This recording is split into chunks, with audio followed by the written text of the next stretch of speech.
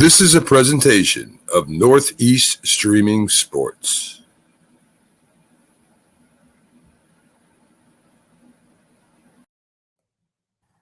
Good morning, everyone, and welcome to the Mac and Jack Sports Show. We're on live Thursday through Sunday, 8 to 10 a.m. Today, of course, is our Thursday show, our Thursday edition. I'm your host, Mac, with your co-host, legendary boxing writer, Hall of Famer, Jack Hirsch. How you doing today, Jack? Hey, good morning, Mac. So, Jack, we'll get to a little NFL news to start off the show. Of course, the NFL is always in the news. And this week, Baker Mayfield is starting for the Cleveland Browns. Not the Cleveland Browns. He used to play for the Cleveland Browns, for the Carolina Panthers. So, what do you think, Jack? Do you think it's going to make a big difference? Mac, I mean, this isn't good. If this is how we're starting off the show on Baker Mayfield, starting for the Carolina Panthers, unless, of course, this show is coming out of Carolina, then that's acceptable. But that should show you the way the sports world is lagging, if that's what we're starting off with. But the reason he is because P.J. Walker is injured, has a high ankle sprain.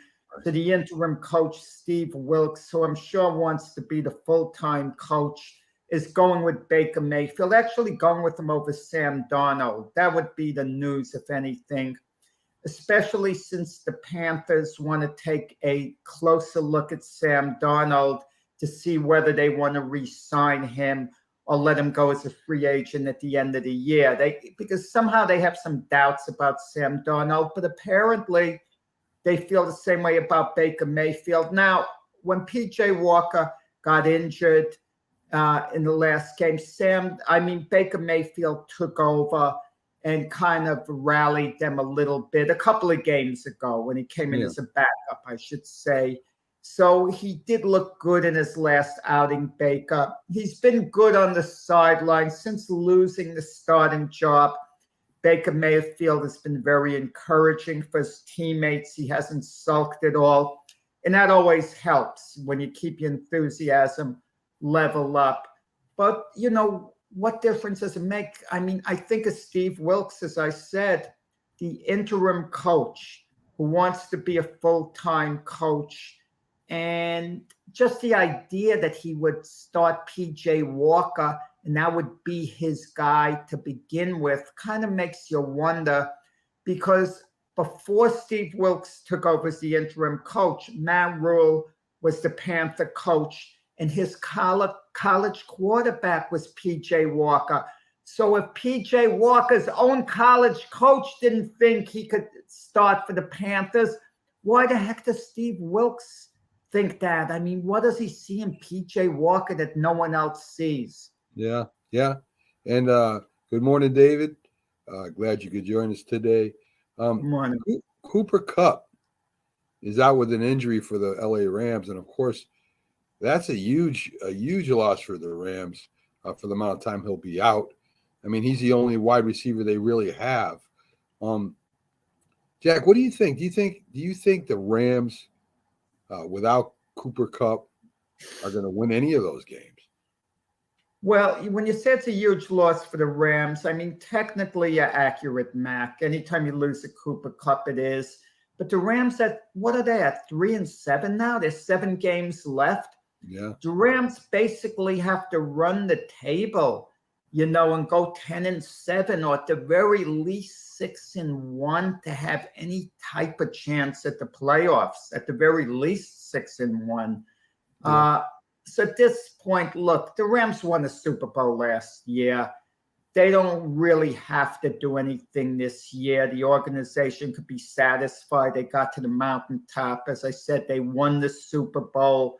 But this is definitely an off year for the Rams. I mean, everything has seemed to have gone wrong. And you hear the term Super Bowl hangover. They've certainly had it. Yeah. And Joe, thanks for joining us. He wants to know what our thoughts are on Mayfield. He a quarterback in fantasy, and he picked him up. I don't know about Jack, but Baker Mayfield, too. I wouldn't touch Baker Mayfield. I don't think Baker Mayfield is a good pickup at all. You might want to look somewhere else for a quarterback. maybe sit him. Yeah, how you doing, Joe? I'm not a fantasy guy, Joe, but Mayfield I wouldn't think would be too high on my list. But there's a possible element here. I think the Carolina Panthers potentially could surge. I mean, they're a couple of games out of first place in that division. Technically speaking, they could pull even with the Buccaneers by the end of the year and actually win the division. They're not out of it yet. I mean, even though it seems that way with them losing twice as many games as they've won. But so under Baker Mayfield, maybe he gives the Panthers a spark all of a sudden. Maybe everything comes together for the Panthers. So it might be worth a shot, what you did picking up Baker Mayfield for your fantasy. But like Max says, I wouldn't count on it, though. Yeah, a lot of times when the teams are losing, Jack, they'll throw the ball more, and you might pick up some fantasy points that way with the yardage and stuff like that. So it may not be a bad pickup for Joe. He also said something about insurance and dynasty leagues. Again, we don't know that much about fantasy, Joe, but I'm sure you'll do fine. Let's take a look at the NFL standings. NFC East. Yeah, Philadelphia at 8-1, the Giants 7-2, Dallas 6-3, and Washington at 5-5. So every team in that division is 500 or better. Heineke has been doing a really good job with the Redskins, Jack. The players seem to like him. The coach is starting him this week. Can Heineke bring them to the playoffs, Jack? Well, more of an issue, can Heineke be their starting quarterback going forward over Carson Wentz? I mean, that would be a bold decision to make. The Commanders getting Wentz from Indianapolis with the idea that he was their starter. Wentz gets injured. Heineke comes in. Washington's won their last 4 in a row. And especially that big upset over the Philadelphia Eagles, this past weekend. And it's been happening with Heineke being the quarterback. Now, imagine going back to Wentz when you're on this winning streak. A lot has to be said about team chemistry. And we're not talking about Patrick Mahomes, who's been, let's say he's been out a few games and the backup wins those few games. Of course you go back to Mahomes. Of course you go back to Josh Allen, Justin Herbert, Joe Burrow, your elite quarterbacks, your franchise quarterbacks. But Carson Wentz, are you going to risk team chemistry because you feel obligated to Carson Wentz? I would think not. But it's a juggling act. Do you wait for Heineke to start slipping a little and then putting Wentz back in? But I'll tell you this, if Wentz is completely healthy and they don't go back to him, that sends a powerful message out, Mac, that he's not truly the franchise quarterback, that you picked someone over him when he was healthy. Very sensitive situation. But I don't know what you would do. With me, I would go with the hot hand unless it's truly your franchise quarterback in there. Yeah, you got Joe agreeing with you. Team chemistry is huge, and we know that Carson Wentz has always had problems in the locker room since the days of Philadelphia. Well, we don't know, but we don't know whether he's having problems at Washington in the locker room. In all fairness, I mean, regardless of what he did before, the players in the Washington locker room only know him as such. I know word filters around the league. Players talk to other players. They hear things on someone's reputation. But also, when a team is winning the way they have on the Heineke, I mean, and all of a sudden they go back to Wentz while they're on that winning streak, you're not sure how the other players take to it. They're not going to publicly argue, but quietly amongst themselves, they'll be talking. It's not the best thing for the team. The Eagles in first place at 8-1. They still got to play Dallas and the Giants twice. Do you think that the Giants and Dallas can beat Philly going down the stretch here, Jack? Philly, if they'd beaten Washington, they would have had a real stranglehold on the division because they would have played the Giants twice. And realistically, the Giants were going to beat the Eagles twice and then stay even with them for the rest of the year to win the division. And the Cowboys would have been 3 games behind, meaning even if Dallas won the 2 meetings, they still would have been a game behind them to make up. But now with the loss to Washington, it kind of opens things, up just that little bit. Yeah. And there are a lot of implications involved because even with the Vikings beating the Bills, the Vikings only have 1 loss. Right. The Eagles have 1 loss. We're not certain with home field advantage for the playoffs. The Eagles are going to make the playoffs. I mean, we know that. There's no way they're going to slip so far that they're going to lose the division, lose the wild card. So I think we're getting to the point of the year. It's more than just winning the division, a lot more. Teams are thinking of home field advantage and getting the bye. The one team in the AFC, one team in the NFC gets the bye throughout the playoffs. And then basically all you have to do is win 2 games at home. You'll have 2 games at home. Win both games at home, and you're in the Super Bowl. Yeah. All of a sudden, it's not that big a mountain to climb if you want to look at it that way. Once you get home field advantage, you're just told win twice at home, Mac. That's all. It's not complicated. You have an advantage, especially if you feel you have the better team and you're at home. I know it doesn't always work out that way a lot of the time. It doesn't. The teams with the bye and then having to win the 2 home games don't actually do it. But you're really given a major advantage over the other teams to do that. And I think teams are kind of positioning themselves, if they have a chance to get the bye, at the end of the year and have home field, they're doing it. And how do you like the Vikings? They're 8-1 as are the Eagles. Yeah. Yeah. I mean, listen, the Vikings are playing really good ball. Again, I don't know if they go to Super Bowl, but they got a good chance as any right now. The Giants at 7-2, Jack. Again, 2 big contracts coming up, Saquon Barkley and Daniel Jones. I know they're going to pay Barkley. I don't know if they're going to pay Daniel Jones the big dollars or not. You mentioned something about, them being there on the year-to-year basis. What do you think? Does Barkley sign with the Giants, Jack? They better sign Saquon Barkley. I mean, he's undoubtedly their franchise player. I mean, what would that offense do without Saquon Barkley? You tell me this, Mac. If you could have only 1 this year, Saquon Barkley and Daniel Jones the rest of the year, who would you take? Oh, Saquon, no doubt. Saquon, which tells you a lot. If you look around the rest of the NFL, okay, the rest of the NFL,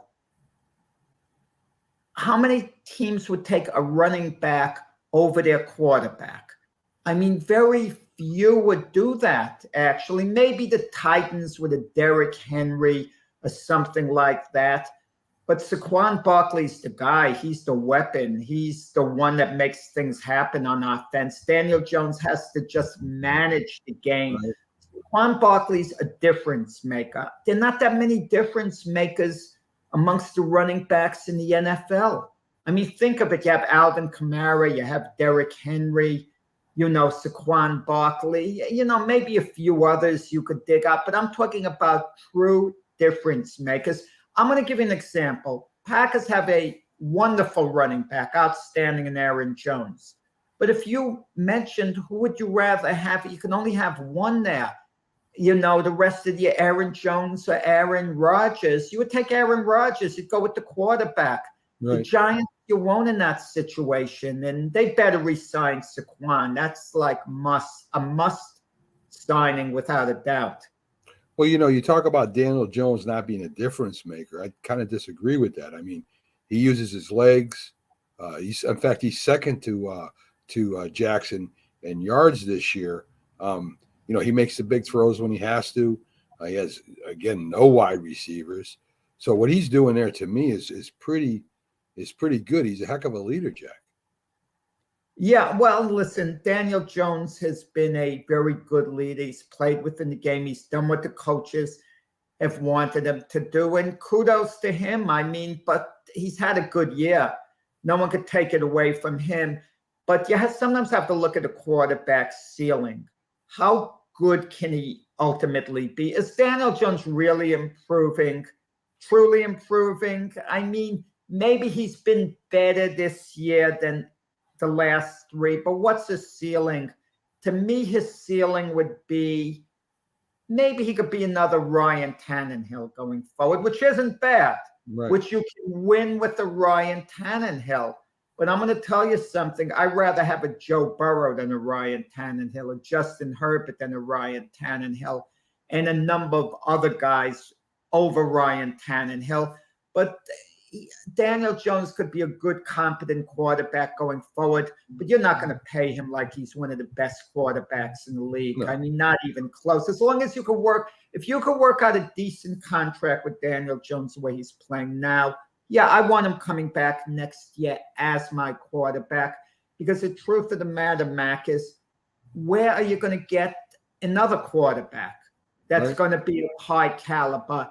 It's easy to say replace a guy, but you're not going to look at the backups in the league. Of course, the Giants can make a deal and get Mitch Trubisky, who their coach Brian Daboll coached when he was the offensive coordinator for the Buffalo Bills. And he probably likes Trubisky a lot and feels he could do a lot with him.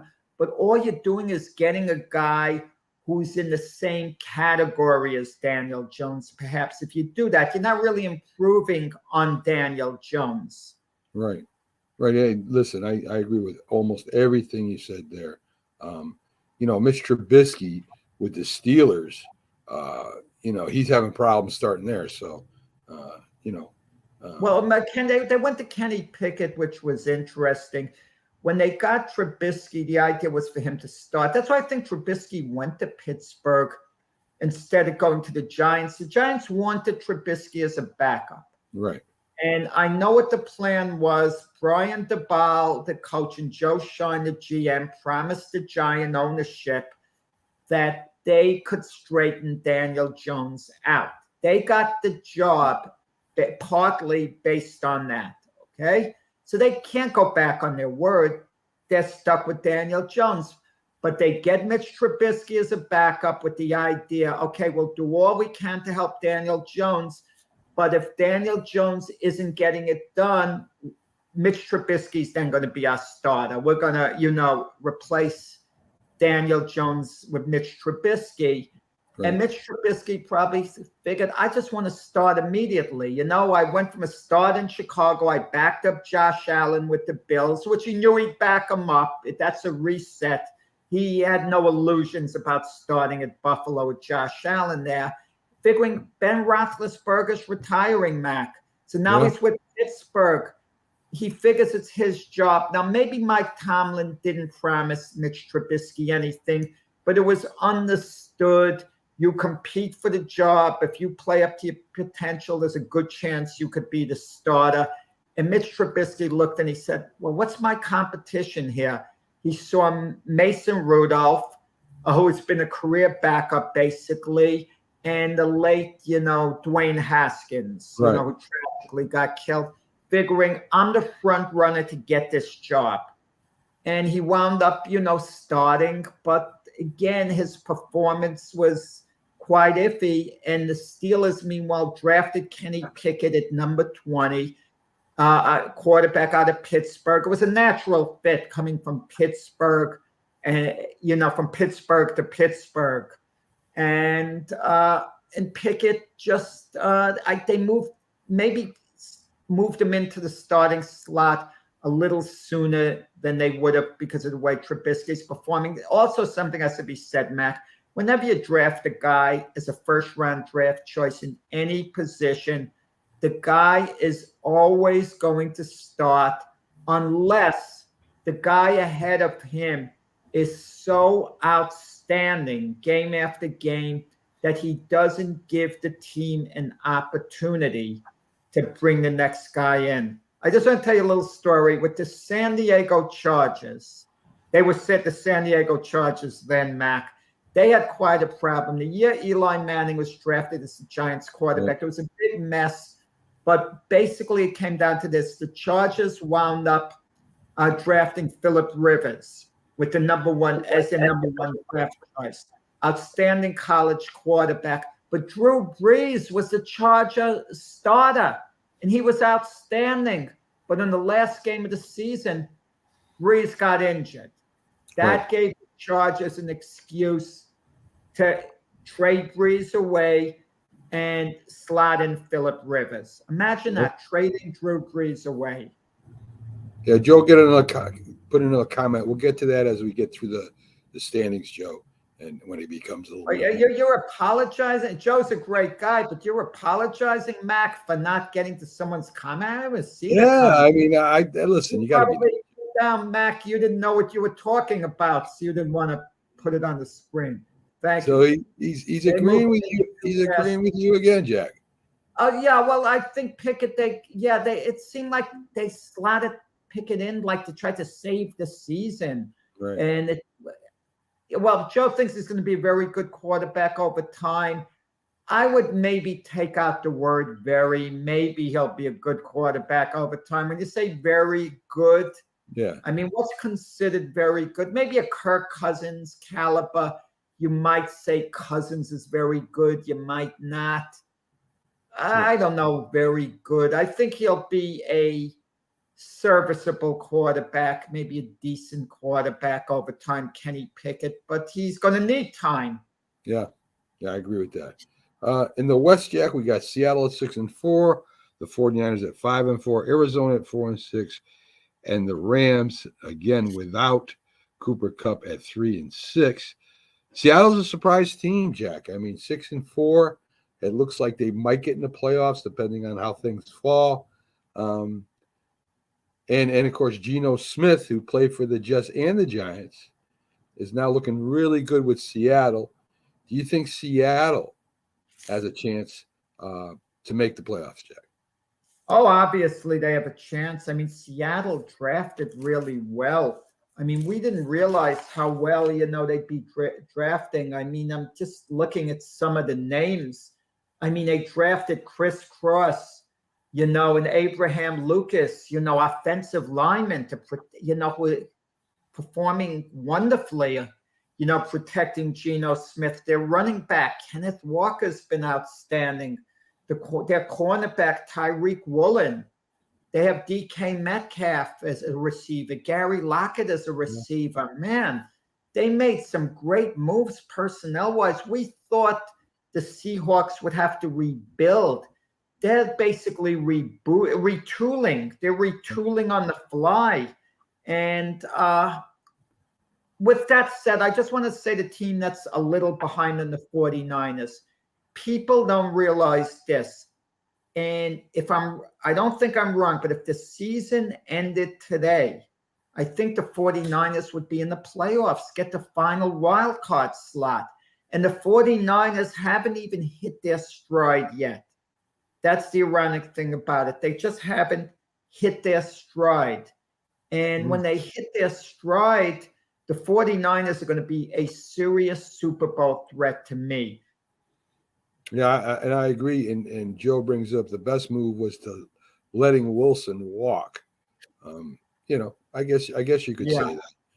I agree. I agree, Mac. I thought Wilson was a little long in the tooth. You didn't think so. You still don't think so. I thought Wilson's peak years were behind him.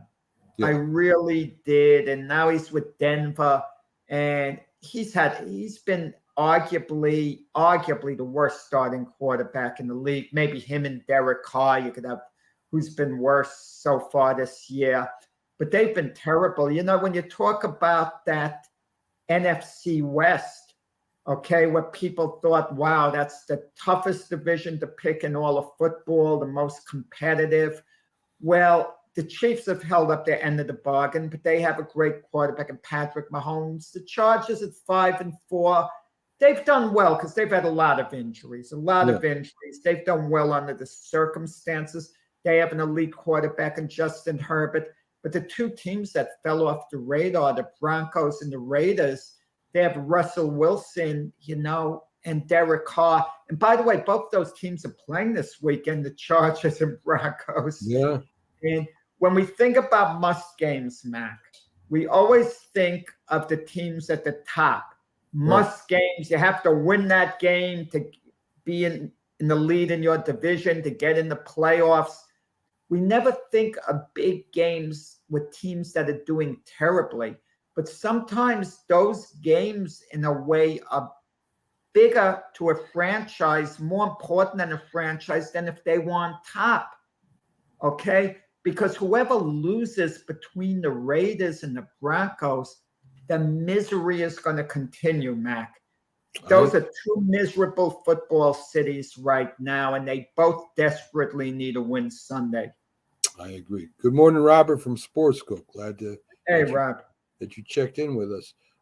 So let's get to the NFC West, Jack. Seattle 6-4, San Fran at 5-4, Arizona at 4. Got to it, Mac. Well, I want to go in a little bit more detail, Jack, and you have the Rams at 3-6. So, and the Cardinals. Forget the Rams. I mean, Mac. I mean, they had them. They won the Super Bowl last year. They can afford to lose every game the rest of the year if that was going to happen. And if you're a Ram fan, don't complain. I was going to say that. Super Bowl. Forget it. It's not important what you did.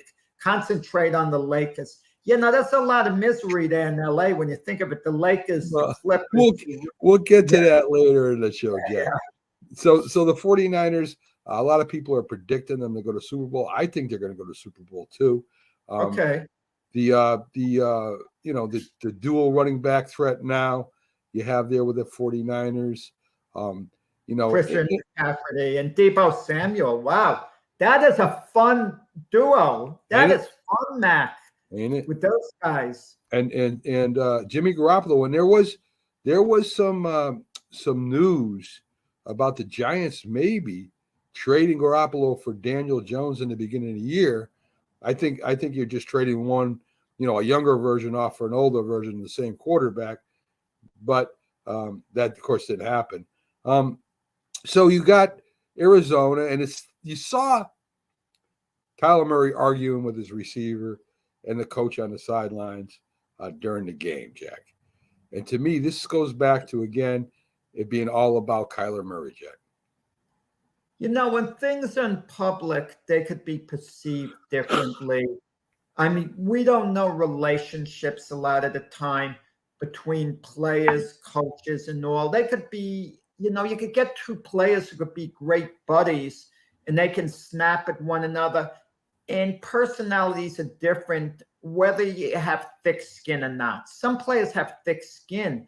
You can really get on them, and it's not going to bother them. And they'll pat you on the back a second later. They'll go, okay, coach, I got you. Don't worry about it. And it won't bother them.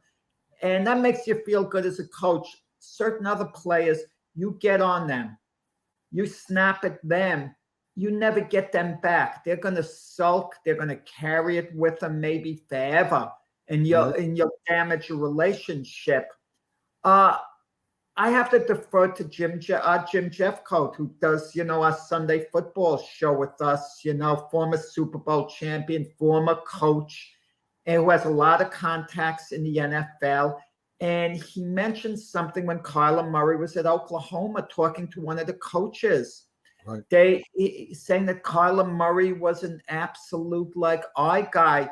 That coach said, well, Jalen Hurts backs up everyone in the locker room. Baker Mayfield backs up everyone in the locker room. But Kyler Murray's basically only for himself. Selfish guy. And then you hear things like that, and then you see him acting in public, and you don't know about the relationships. A coach's position is much different because it's a leadership position, Mac. Next to the head coach himself, the quarterback's the ultimate leader, meaning you got to interact with everyone in the locker room, not just your guys on offense, but the guys on defense. You got to go around, get to know them, joke around a little with them. They want to see that you're a good guy. They want to be able to play extra hard for you. I mean, they want to look at you as a leader, an all-around leader. And if they look at you as being some type of a jerk, it's going to hurt team chemistry. Right, I agree. In the Northern Division, let's see. We already covered that, so let's go to the South. Tampa Bay at 5-5, Atlanta 4-6, Carolina at 3-7, and New Orleans at 3-7.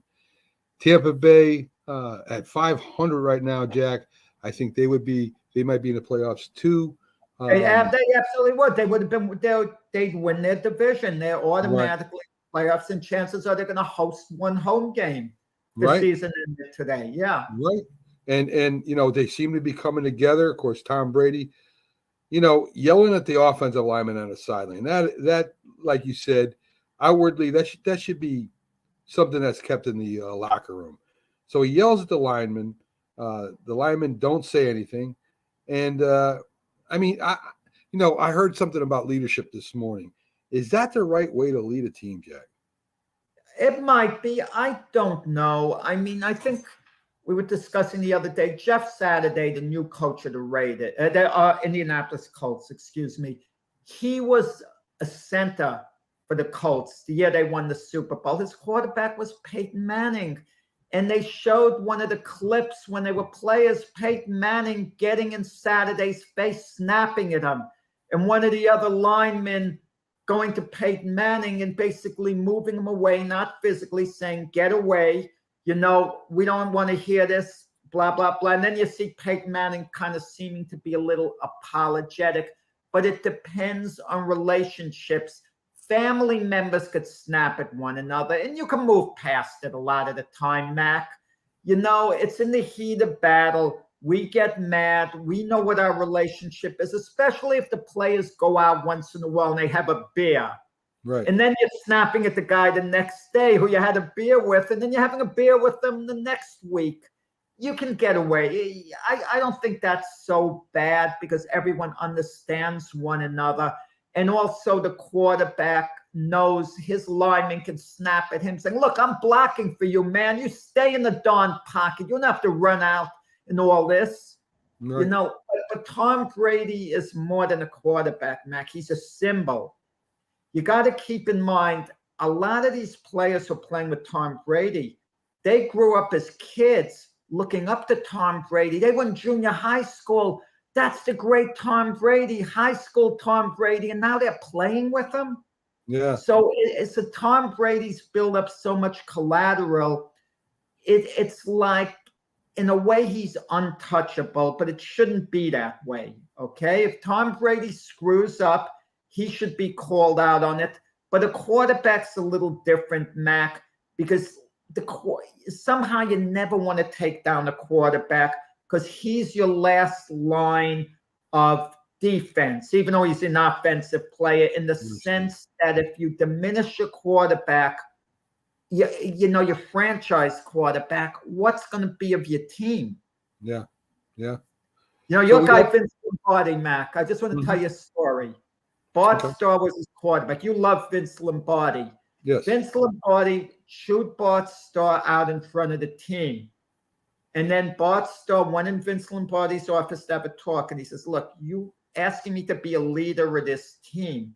But if you put me down in front of my teammates, that diminishes me. I can never be the type of leader you want if you put me down that way in front of the rest of the squad.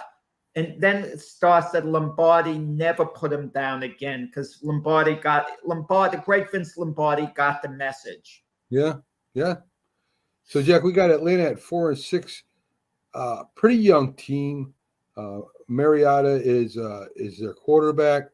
I don't know, Jack. I think they still got to rebuild. I don't think they're there yet. Maybe a couple of years away.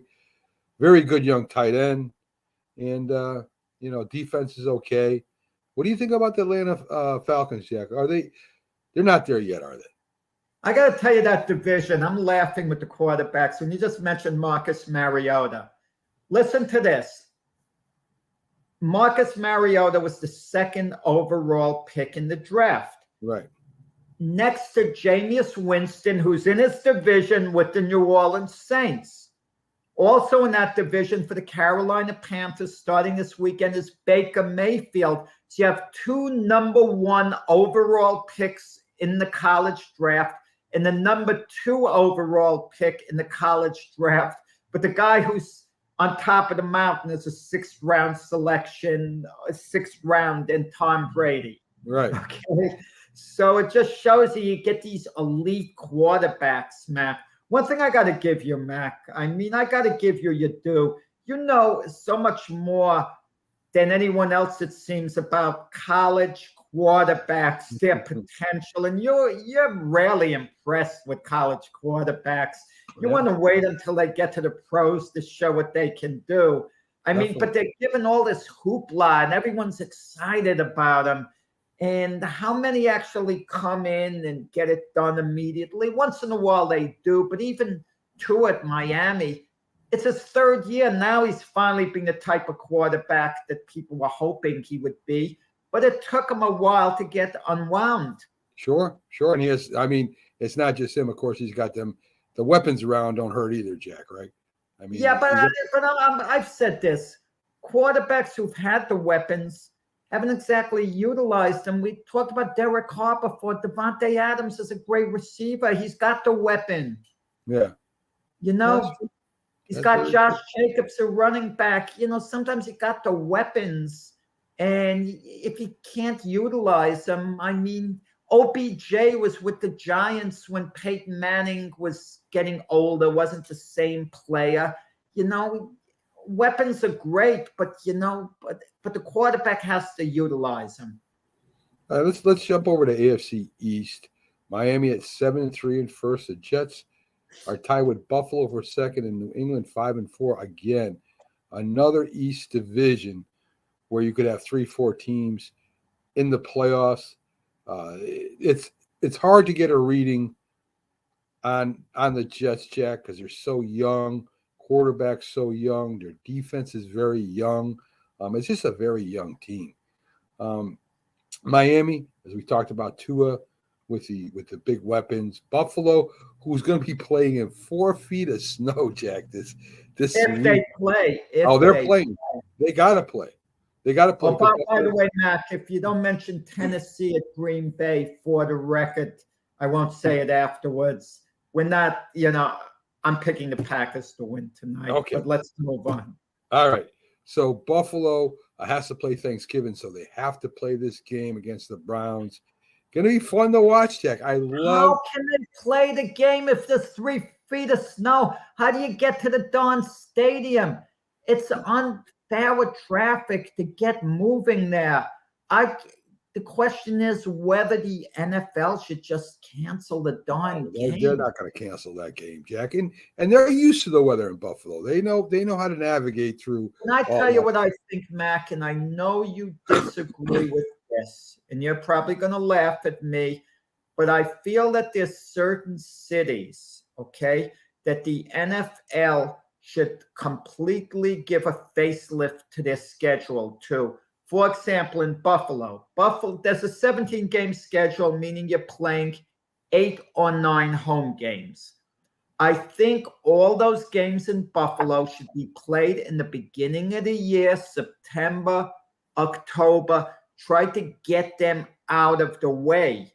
And then they play. And the same thing with Miami and Tampa Bay and Jacksonville, the September games where it's so hot and humid and it's so hard to tolerate the conditions. Those teams should be playing on the road earlier. I think there should be a balance because to have these late season games at Buffalo, Green Bay, it's unfair to the fans, Mac, who go to the game. I'll tell you the problem with that, Jack, is the schedules. How do you adjust the schedules to interact with Buffalo's schedule and that? You got other games that need to be played and that need to be scheduled ahead of and it's ahead of time, Jack. You don't know what the weather is going to be 6 months from now. So I mean, you've got to put that in the thought process. You don't know what the weather is going to be. The scheduling problems you're going to have if you start scheduling teams to play later early in the year. So I think it's just the way it is, Jack. I'll admit this. It would be inconvenient if a team played the first half of the year at home. They would be very comfortable not having to travel, but then having to travel every week the second half of the year, that would be brutal to do. I understand that. But the bottom line is, I mean, I'm looking at Joe's thing. They can't play on Monday, I believe, because Buffalo plays on Thursday. Yeah. I mean, there has to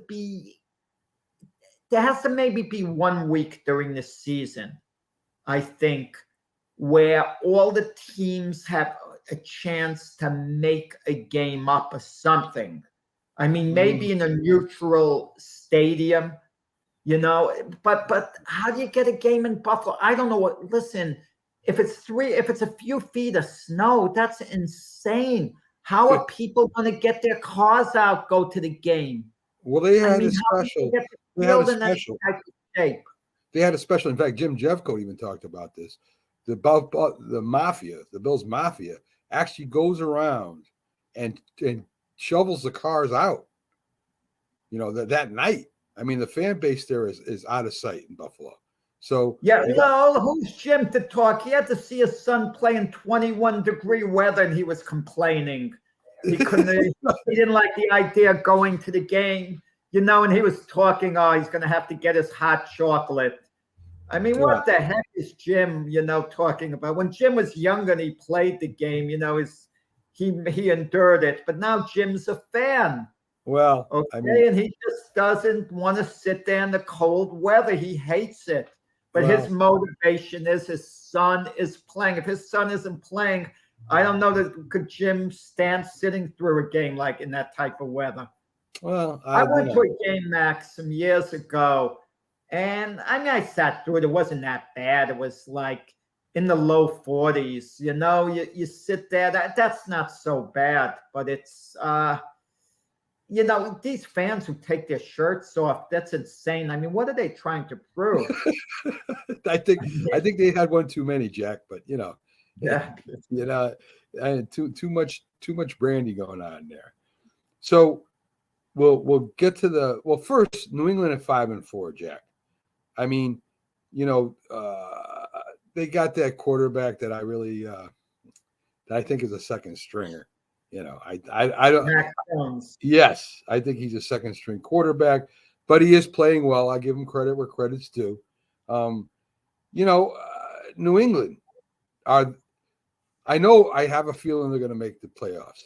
Could they make the Super Bowl, Jack? Well, they're 5-4. I mean, they're on track. Right. So, do you think they have a shot at the Super Bowl, Jack? I'll tell you, my preseason picks were the Bills and the Packers. And just with the Bills beating the Packers. Packers, let me say, are playing tonight. They were at 4-6 when they lost to the Lions. I said before that game, if they lose to Detroit, their season's over. Forget about them. They lost the Lions, but then they turned around and they upset the Cowboys. And if they beat Tennessee tonight, they're 5-6. It's still going to be hard to make the playoffs. But maybe they can go on a run. 9-8 might get you in the playoffs. It's 50-50. And if so we'll see what's going to happen there. And as far as Buffalo goes, I still have faith in Buffalo. I mean, they lost the game to the Jets, got upset, then they had that classic game with the Vikings last week, which they should have won. I think Buffalo does go on a run and they do make, go to the Super Bowl. But what Buffalo's looking at now, they slipped into second place, Mac. And home field could be so important in these playoffs. And Buffalo needs to basically go on a run again, a big run of wins. And I think they're capable. I mean, it should start Sunday if the game comes off. No, if they do actually play in Buffalo, it'll be a low-scoring game. New England and the Jets is intriguing. You mentioned Mac Jones. I think the story is Zach Wilson when they play Sunday, because when they played a couple of weeks ago, Bill Belichick put a great defense on Zach Wilson. He shut Zach Wilson down. Zach Wilson made some terrible mistakes. Yeah. Terrible mistakes. Is Zach Wilson learning from that performance? Because I know the following week after the New England game against Buffalo, the Jet game plan was very conservative. The whole idea around it was for Zach Wilson not to make mistakes, play within himself. And Zach Wilson played well within the game plan.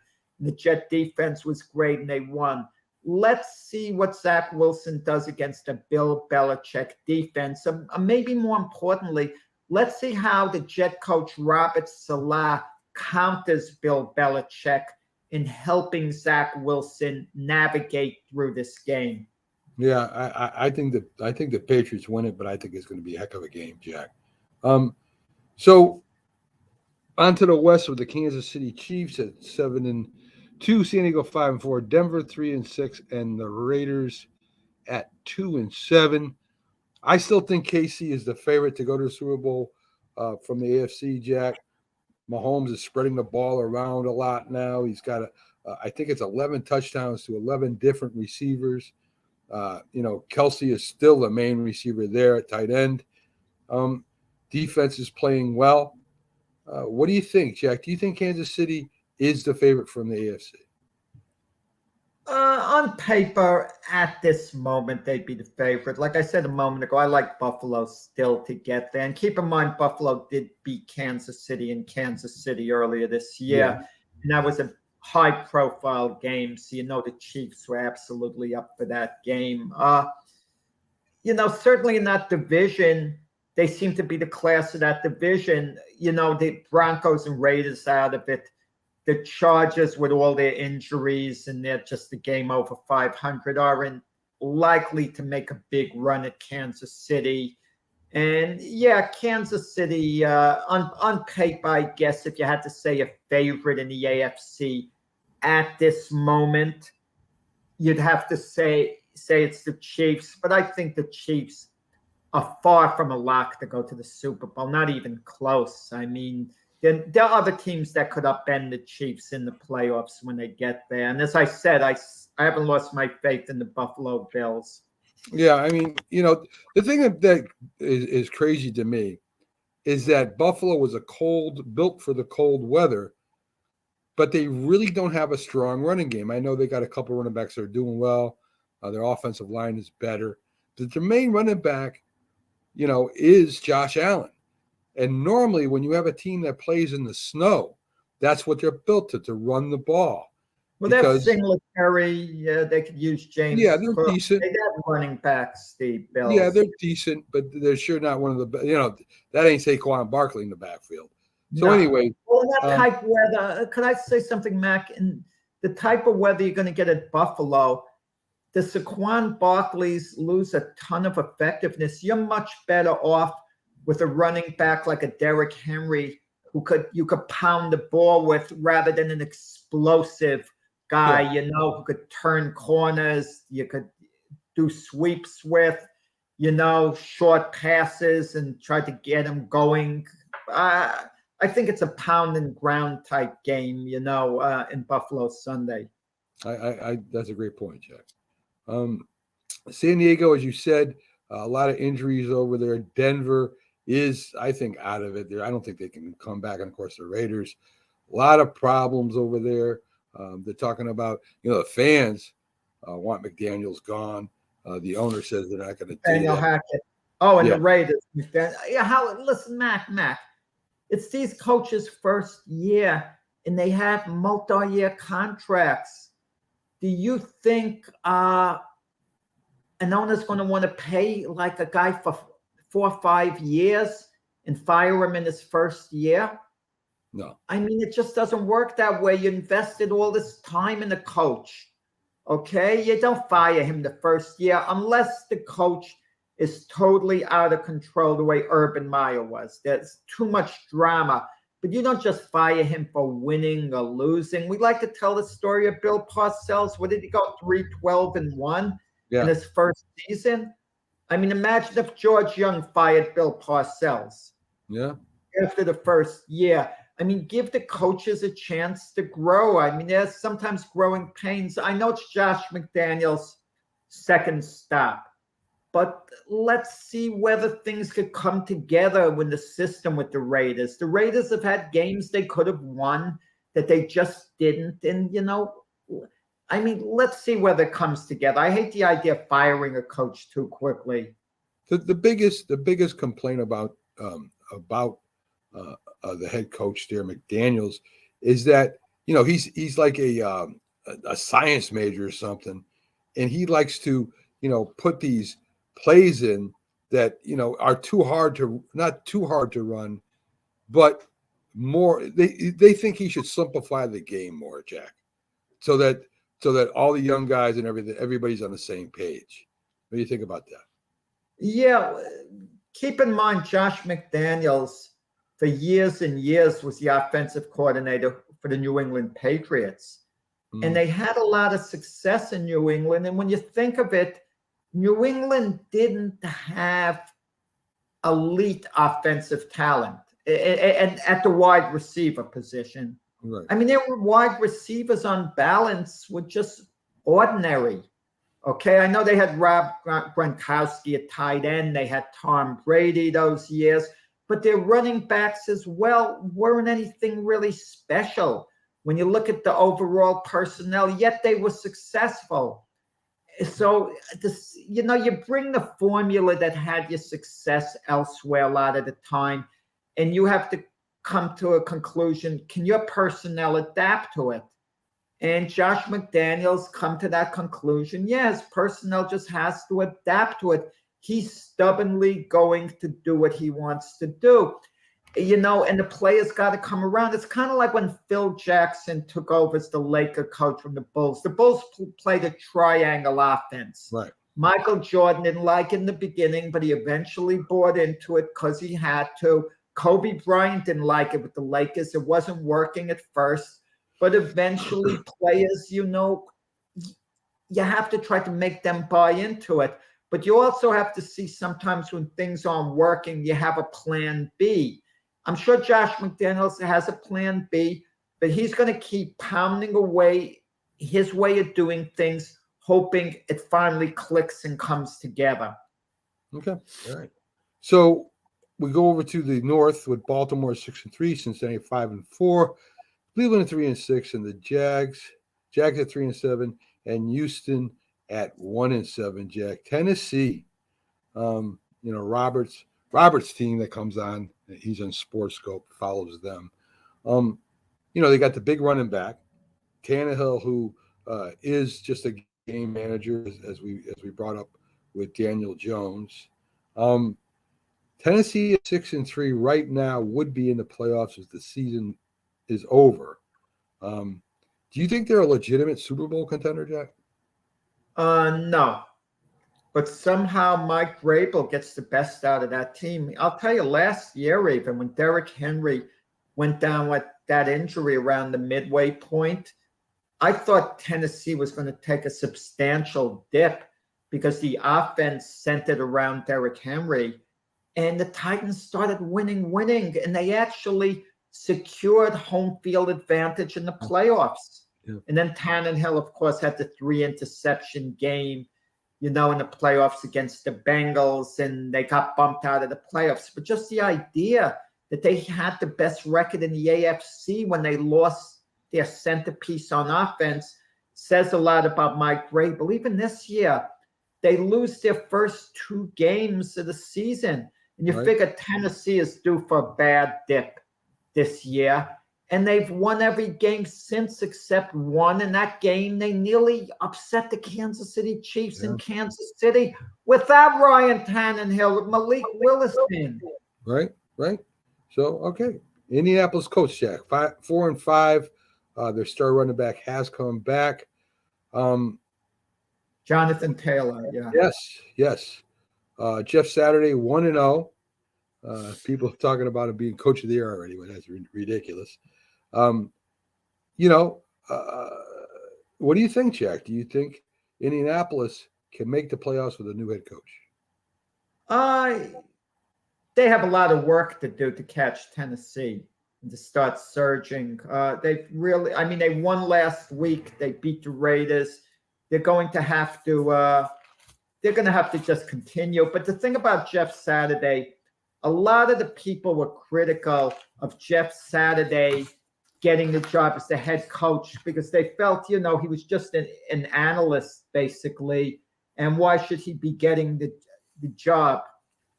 But there's a certain way to coach, Mac. First off, Jeff Saturday was a center in the NFL when Peyton Manning was, the quarterback there. And he was an elite center in the league. And then he was an analyst for ESPN. So he's watching the games. Now, if you're smart, Mac, anyone could coach in the NFL. I could be a head coach. You can. All I'd have to do, listen to me. Let me finish. Let's say I got the job as the head coach in the NFL. All of a sudden, I'm thrust into that. I would see all my other coaches, the defensive coordinator. You're in charge of defense, offensive. You're in charge of offense, special teams. You're in charge of special teams. I'll let every coach have his department and the team's going to run. So the only thing I'm going to have to do is make a decision. 4th and 1, are we going to go on it? You want to know the truth of the matter, Mac, where every bit is qualified to decide whether we should go for it in 4th and 1 as a head coaches. Because I'm going to tell you honestly, we've seen some head coaches make moves that have been, controversial to say the least. And their time management hasn't been good when to call a timeout. We can do that. The main thing is let all the other coaches coach. And then you're fine. And you're just delegating to all of them and basically keeping out and knowing to give a good locker room talk beforehand, after, or whatever. So, but the thing is, most of the head coaches like to do things their way. They're not going to defer to the coordinators, okay? To run the show. They're going to want to have their imprint on everything. But if you're Jeff Saturday, let your coaches their coach. And all of a sudden, they might actually like it, your assistants, rather than resent you being the head coach, getting the job. They might think, hey, he's giving me more responsibility. I can run my whole unit now. I don't have to answer to anyone. I just tell the head coach what I'm doing, and he says, keep up the good work, and we leave it at that. Well, Jack, you got to realize also you're responsible as the head coach for time management. You're responsible for, to change plays if you have to. You're responsible for a lot more things than you're saying right there. I mean, I thank you for the compliment, but I don't think I could do that at that level. Down at the lower levels, no problem. But at that level, that's a little bit more difficult, Jack. You are the one that stands in front of the camera and gives the reason why you lost. And if you don't know what you're doing, you can't give them a reason why you lost. So I think it's you can, Mac. I think it's a little bit more involved than you're saying, Jack. That's all I'm saying. The X's and O's are more involved. Jeff Saturday can't intimately get into the personnel, make all these moves. The best thing he can do is be laid back and let his coaches coach. Time management, anyone can handle. I mean, as long as you're being smart. If you're a fan, you're aware of time management. Mac, I've watched countless games, and I'm watching it like I'm a coach. When should I call a timeout?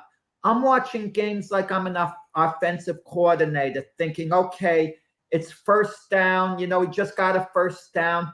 Maybe we could pass. Why just hand the ball off and waste the play and get 2 yards? When to eat the clock up? I got a lead. Different scenarios go through your head. These coaches, they don't know any more than us as far as time management. Come on, Jack. They don't. We see them screw up countless times. They did in football. Some of them have been in football since Pee Wee. Of course, they know more than we know. And we've been watching it since Pee Wee. So that's a lot different than actually being there. I mean, you even got to know when to challenge a play or when not to challenge the play. I mean, there's so much entailed to coaching football. It's not like baseball where you sit there and just watch the players play. You're more involved. You're more involved in what they do. In fact, you got to keep track of their off field. You got to make sure they don't get in trouble. You got to make sure they make curfew. You got to make sure the airlines are ready to pick them up. I mean, there's so many things that the traveling secretary. And as far as curfew goes, in the hotel, every coach is responsible for his unit to see they make curfew. All the other coaches will know they're held accountable. Mac, 13 seconds. It comes down to the head coach. What the head coach says, what happens with what the head coach says. The coaches look to that head coach for leadership. And if you're not going to give them leadership, Jack, then why do they need you? They don't need you then. If they're gonna run their own squads, if they're gonna run their own teams, what's the purpose of having you there? That's like Kyrie Irving saying we don't need a coach. It's ridiculous. Of course, you need a coach to the NFL. So, I mean, I guess we're just basketball is different. Okay, basketball is different because you don't have the different units, the same players on the court, offense, defense. It's not like going in and out the same way. I'm going to give you an example, Mac. Last year, the playoff games. Buffalo Bills grabbed the lead against the Chiefs with 13 seconds to go. They kick it off in the end zone. You or I could make a decision. Hey, if we kick in the end zone, no seconds are off the clock. Do we feel comfortable with the Chiefs getting it on the 25? Are we going to squib the ball? You and I could make that decision the same way as another coach, and we've questioned coaches' decisions. Dak Prescott, time management last year, the clock runs out on him against the Niners on a running play. Didn't conserve time. This past weekend, Mike McCarthy not going for the field goal, going for the first down. I'm not saying whether that's right or wrong, but that's a value decision. We could have made that decision. Maybe we would have done what McCarthy did. Maybe we wouldn't have. But the point is, we can make just as good a decision as educated a chance as it's McCarthy. It's not educated, Jack. It's not an educated decision. Did you study football? Did you play football those years? Of course you didn't. I did. But, again, at that level, Jack, with all the, I mean, I was responsible for a certain amount of people, certain amount of players. I mean, their roster is 3 times the size of what I had. We're just going to agree to disagree on this, Jack. That's all. That's what. No, what I'm saying, a Jeff Saturday can get the job done. Obviously, no one's going to offer a fan, to be the head coach. That's ludicrous. Right. But in a Jeff Saturday who played the game, never coached over the high school level, but he played the game and was also an analyst for ESPN. And he was he's very close with the Colts owner. So the Colts owner knows what they're getting. And Jeff Saturday's been smart enough. He's dealt with people. He seems to have a good personality, doesn't seem to be threatening. He's saying, I have amazing, phenomenal coaches on this staff. They're running stuff. I'm just basically going to, oversee things, but I'm going to try not to, disturb them in any way. I'm letting these guys have a job to do, and they're fantastic.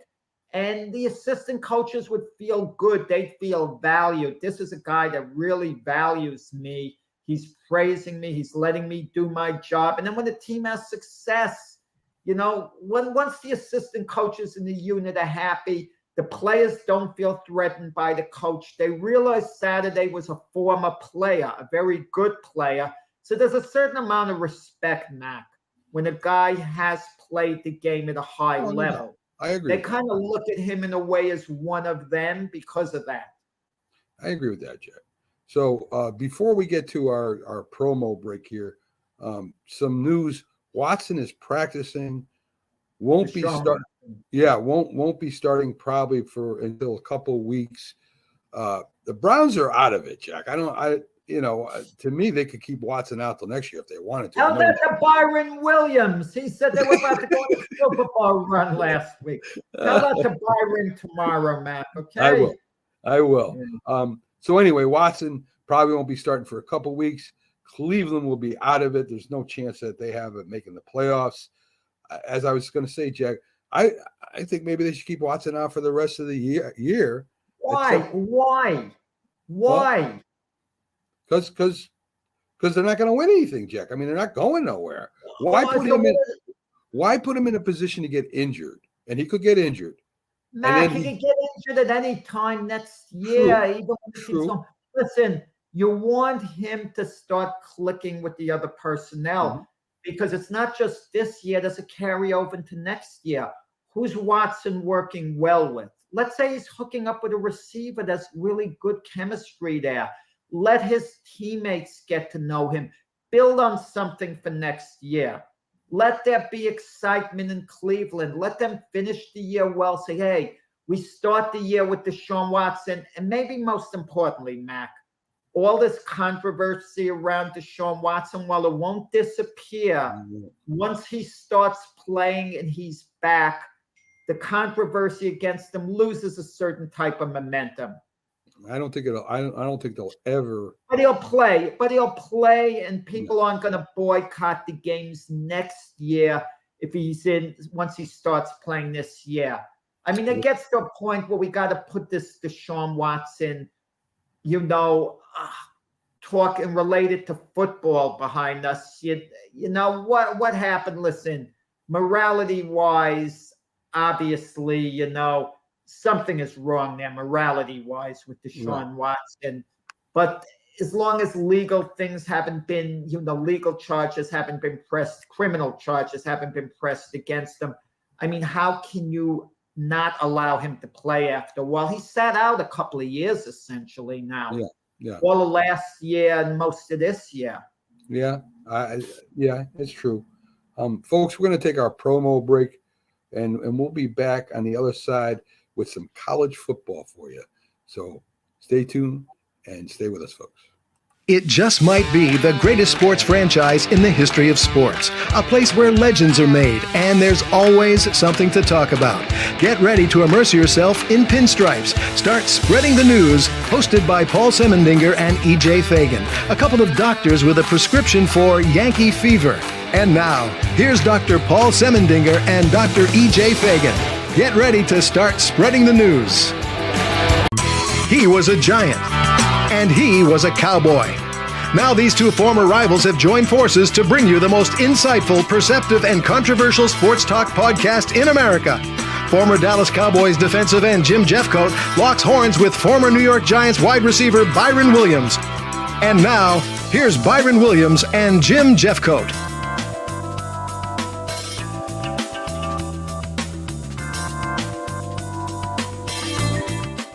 If you like the sweet science, get ready to talk boxing on the Gloved Fist podcast with top boxing writers Frank Latirzo and Jack Hirsch. Frank, a former amateur boxer out of Philadelphia, writes for NY Fights and can be seen on the Boxing Channel. Jack, an amateur boxer who competed in the New York Golden Gloves, was a 6-term president of the Boxing Writers Association. And now, here's Frank Latirzo and Jack Hirsch. I mean, you can see right now, without LeBron, Lakers are struggling. Let me tell you about a team I hate, all right? I know the Dallas Cowboy fan is here, so I had to make sure he knew how much I hate this team. I'm ready. I've often said that the people who run baseball, they try very hard to ruin it. I'm from Brooklyn. I don't have a problem saying it to his face. Oh, I'm from Brooklyn. Hey, get any...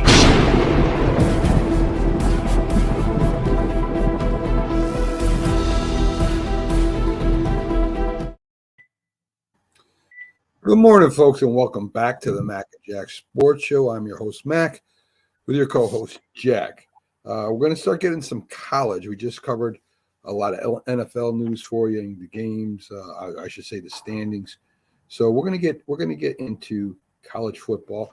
And Jack, before we get to the standings, is this quarterback class worse than last year's? You know, I I said last year that, I wasn't impressed. Well, I'm really not even as impressed as I was with last year's class. I mean, you got Stroud, who seems to be, who plays very well at the college level. I don't think he's going to have that kind of success at the pro level, Jack. Well, I mean, that would be asking a lot to have the same success he's had at Ohio State. Right. But I give him a little edge over Bryce Young right now. You know what I think the NFL evaluators do, basically? They look towards the end of how a player performed in his last game or two, if he makes the playoffs. So if they have something like the Senior Bowl or the Combines. The Combines play a big part in it. They see whether a guy has upside, whether he can throw across his body, his mobility, his this, his that. It's kind of like a rush job, and they want a quarterback so badly. I mean, they're looking for things that might not be there with that particular quarterback. And then you look at Bryce Young at Alabama. I mean, sometimes you have so many elite players around you. Right. All you have to do is not mess up. So, of course, you're going to perform. So, I mean, I don't know with the quarterback class. Quite honestly, I haven't seen enough of them play. I've seen snippets, certain games. But to me, you always take the best player available, unless you badly need a quarterback and you have a franchise quarterback there. You believe the guy you draft out of college is going to succeed. But just let's look at history in recent years in the NFL, Mac. Even the 49ers, they gave up 2 number ones and a number 2 to get Trey Lance, to move up in the draft. And we see the way that's worked out. Yeah, I agree. In the standings, Jack, pretty much unchanged. Georgia at 10-0, Ohio State 10-0, Michigan at 10-0, TCU at 10-0, Tennessee at 9-1, LSU at 8-2, USC at 9-1, Alabama 8-2, Clemson is rated 10th, and Utah at 8-2 also. So, I still think Georgia's a class of division. Great defense. The quarterback's playing well. They like to pound you and set that up. Is Georgia going to win the national championship, Jack? Well, they're favored, basically. Georgia always has an elite defense. But you kind of wonder, if Georgia wasn't the defending national champions, would they be the favorites over Ohio State at this point? You wonder some of the favoritism based on reputation or what they did the year before.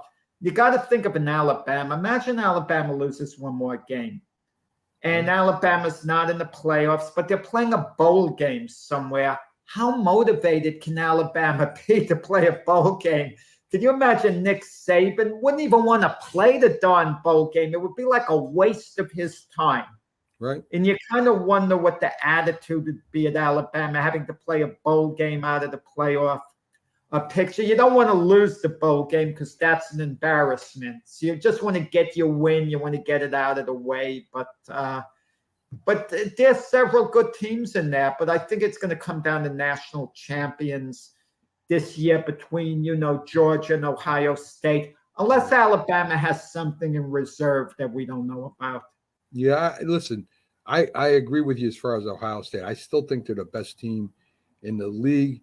They got a great defense, wide receivers. They had a lot of good wide receivers come in last year. They got another crop coming in again. Michigan 10-0, ground and pound, Jack. That is, Harbaugh there has done an unbelievable job this year compared to the last few years he's been there. He's getting the recruits in. The players believe in his system. They're very aggressive. You think Michigan can win the national championship? No, but I wouldn't discount them completely. Harbaugh, his first few years of Michigan were nothing to write home about. Right. It just seemed like he was struggling, and he even wondered whether he was the right choice. And all the talk was that he was going to wind up back in the NFL, that he wasn't long from Michigan. But obviously the alumni, loves him there, a graduate and the whole bit. And now they've kind of put it together, and it seems like he's a fixture, at Michigan. And unless he has this major desire to return to the NFL, I mean, why not stick at Michigan? Yeah. I mean, we had a debate once on one of our shows, Mac, which job is better to have coaching-wise?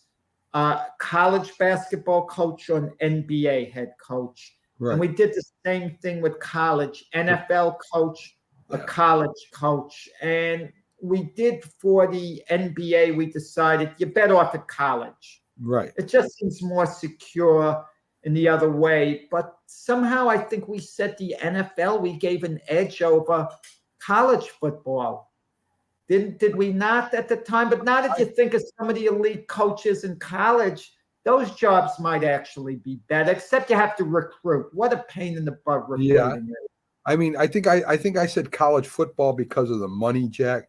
I mean, the NFL gets what? They're lucky to get 5 million, 10 million, where a college football coach can get up to 100 million. And like 10 years. I mean, yeah. And I mean, that's pretty much job security, more job security than the NFL. And you pretty much call the shots. You're the king of the Mac, I was reading this story a while ago, earlier this year, about certain college coaches. I don't remember the individual names, who've coached a few years in college, and they just retired from coaching altogether because they made their money. I mean, they coached, and by the time they quit coaching, they had 15, 20 million and didn't want the aggravation. And that was lifetime security to them, as long as they're not going to be reckless and blow their money. And they were relaxed, played golf in the morning, did whatever, didn't have to work, could go fishing or do whatever else hobby they wanted to do. Yeah. And you kind of see a little bit of trend in that. Certain coaches are getting out very early who you thought would have been lifers. And then there are other coaches who that's what they do. That's who they are. They're going to do it for their life no matter what. Right. And I mean, you compare the work schedule of an NFL, or the amount of time that an NFL head coach puts in. I mean, they sleep on the couch. They're there 24/7. Where in the college football, I mean, you're still committed, but not as much, Jack. I mean, you pretty much you let the team run. You're there on the sidelines for Saturday, and you're the king of the castle, and you call the shots. Where in the NFL, you got a lot of people to answer to. It was so funny you mentioned sleeping on the couch. There's this story about Tom Coughlin when he was a Giant coach. He always prided himself. He gets to practice before any of the players. He's the first one there. So one of his players kind of wanted to test Coughlin out. He got there something like 5:30 in the morning, and Coughlin was there to greet him. Years later, when they were no longer with the Giants, the player found out the story. Coughlin slept there, and he noticed someone pulling up, and he got out immediately to greet him, one of his players. And his players couldn't believe it, saying, wow, coach really gets there ridiculously early to prepare, Right. So back to the rankings. We've got TCU at 10-0 and Tennessee at 9-1. TCU is one of those surprise teams, maybe like Cincinnati was last year. Good offense, defense. I mean, they have to keep coming from behind to win that game, Jack. And that can't be sustainable. I mean, you're not dominating teams. So I don't think TCU makes the playoffs, Jack. Is TCU, even if, let's say they make the playoffs, is TCU built for the long haul? Are they going to be kind of what Cincinnati was? A good team for 3 years, make the playoffs 1 year, and now no one's talking about Cincinnati now. They're not backed up. Some programs, are always going to be relevant, or they have a magic name. Even if Ohio State slips, Ohio State, they'll be back. They'll be appealing. You wonder, is this TCU's window? If they make a big splash this year, it's going to help enormously with recruiting. and they could be a factor maybe for years to come. So there's a lot on the line for TCU, not just for this year, but for future TCU teams. Okay. Clemson, they got one loss this year. Of course, Trevor Lawrence played with them last year, and they had. I mean, I think he started as a rookie, Jack, and they and he had some really good years with Clemson. Clemson to me is a really good team. They got a good defense. The quarterback that they have there right now, some people say is better than Trevor Lawrence was. I think they have a real good shot at winning everything this year, Jack. You think Clemson has a good shot? Yeah. At winning the national championship? Yes. Wow, I don't see where that's coming from, Mac. But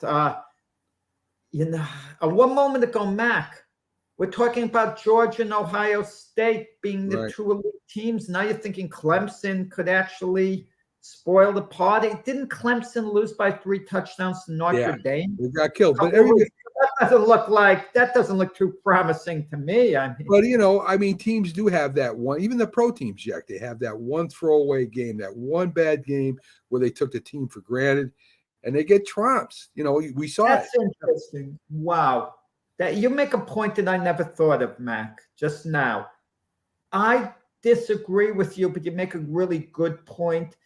The powerhouse college teams never seem to have the throwaway game where they're going to actually get upset and lose the way NFL teams do. A bad game for a powerhouse college team against a weaker team would be just winning by a couple of touchdowns, not blowing them out. Right. So, I can't look at it that way. In the NFL, that's another matter. You could just have a bad week, and a weaker team can upset one of the better teams in the NFL. And it's usually not a major shock. It just comes under big surprise. But in college, it's rare that a weak team is just going to upset a powerhouse team. You virtually never see it. Yeah. There have been instances where some teams have at least come close, if not beaten big schools. Appalachian State, Jack. Every year they seem to pull up a major upset. And even the military schools, if you're sleeping, they'll catch you and beat you. So, I think, listen, Clemson, are they as good as Georgia and Ohio State? No. Do they have a chance? Yeah, right bounce. Yeah, why not? Okay. No, I told you what I think. I'm not high on Clemson. I don't see them win the national championship, but take it week by week. Look, we could turn around and see, wow, Georgia loses next week. Ohio State loses next week. All of a sudden, we'll be talking 1 week from now, TCU maybe being the favorite. If things could change quick, but with that said, I believe it does come down between, Georgia and Ohio State. And I'd have to agree with you. LSU, not going with Ohio State at this moment. I would too, Jack. LSU at 8-2. Jim Kelly, the ex-Notre Dame coach, left Notre Dame because he couldn't recruit the type of players he needed to win. Of course, we know Notre Dame has as much in education and gives education scholarships as they do with the players, which makes it very hard for them to compete with the big schools. LSU, of course, they have that freedom to go out and just get the quality recruits that they need to win. They're 8-2 right now. Some people think that they're going to be in a national championship this year, Jack. What do you think? I don't know. Chip Kelly, he's been around. He had this NFL drama and all. Not Chip, Jack. Not Chip Kelly with the Eagles. It's Kelly with Notre Dame. Oh, Chip Kelly, I'm sorry. I'm always thinking of the NFL. The NFL is more unpredictable because you have a number of teams that could go to the Super Bowl. Somehow, I'm narrow-minded in college. There are not many who could really win the national championship. I've narrowed it down to the 2 I just mentioned, Georgia and Ohio State. But, LSU is one of these schools that, they could come up the rear. They have 2 losses, right? Right, 7-2. Wow, they're on the they might not get into the national playoff picture to have that chance. If they don't lose again, yeah, I mean, chances are they get in, but I just don't know. I mean, I'm not high on LSU, as far as being a national champion. It's a shame because you have teams that have had really good seasons, and we shouldn't just look at who wins the national championship. It would be nice if they had a rating, the top 10 teams, maybe players, coaches, they rate the top 10 teams. And there should be a certain amount of honor going to a team that exceeded expectations, but was, let's say, the 7th ranked team in the country. They should be able to brag about that to their student body. We're a top 10 team in college football. They should be able to look at that with a lot of pride. Sure. We seem to put too much emphasis just on the national champion in itself. Yeah. We should glorify the national champion. I just think it shouldn't be done at the expense of forgetting the accomplishments of some of these other teams. USC is at 9-1, ranked number 7. Jim talked about this, and so did I. There are some teams that make the sport better when they're involved, and when they're playing very well. USC, Notre Dame, the bigger schools, or the schools, I should say, with more tradition, like Michigan also. They just make the sport, it's more national, which is normally a regional sport. So USC, Jack, are you happy that they're doing what they're doing this year? I mean, it's a resurgence, but it's kind of like a blast from the past when USC, UCLA were major factors. Would it be good for college football? Let's say they won the national championship. It very well might be, a school from California, a part of the country that hasn't been as relevant in college football as in the past. Schools like that, Nebraska, you kind of would like to see a resurgence from those schools. You're certainly getting one from USC right now. Yeah, I mean, and you also get a lot of these elite high school players who decide where they want to play. And I think they look at something first and foremost, the elite high school players. What school affords them to have the best chance of going to the NFL? Right. But they don't necessarily want to go to a team that has a great chance of winning the national championship if that team is stacked with different players. Let's say you have multiple players at your position. You might say, I don't know how much am I going to get to play. Let me just go to a very good college team. I'm going to get exposure. I'm going to be able to start there. It gives me a better chance of getting drafted later on. But with that said, yeah, that would be nice if a USC who's had a very good year, and they're getting a lot of recognition now, if they somehow could pick up the pieces and win the national championship this year, it would be good for college football because we go into California, that would be nice. Alabama, way down to number 8-2. Of course, Alabama has pretty much dominated football for the last decade or so.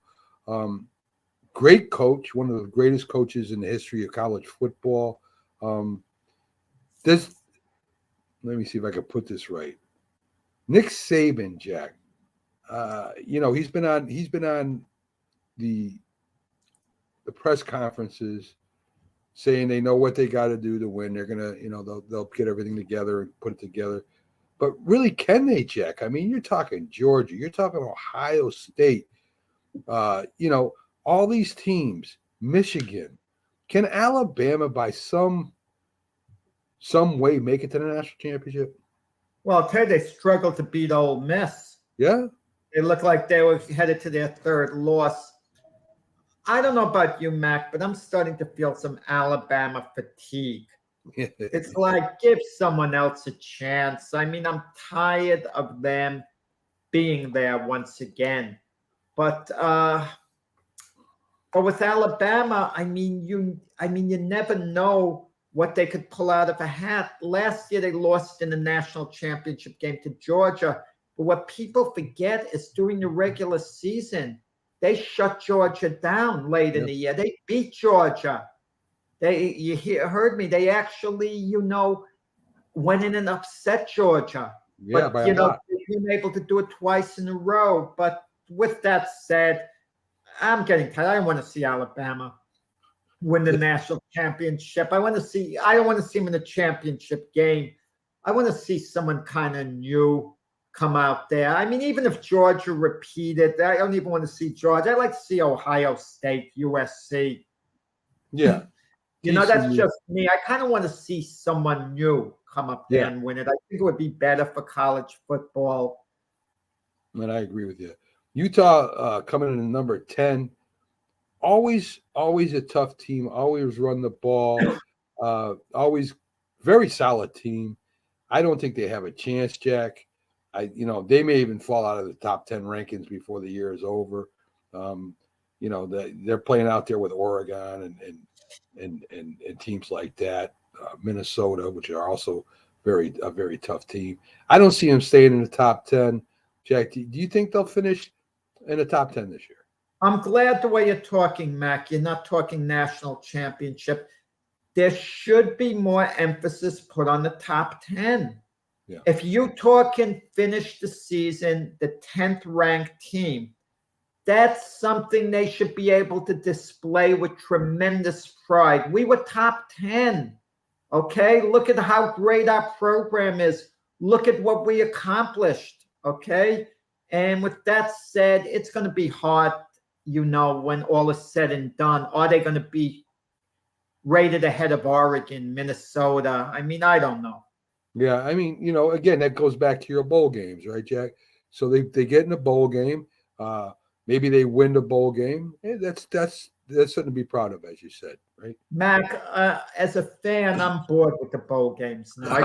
You're bored with everything, Jack. I'll be honest about it. No, I'll be honest about it. Me, personally, I'm bored to no end. I can't stand the bowl games. The college playoffs, another matter. Yeah. Okay?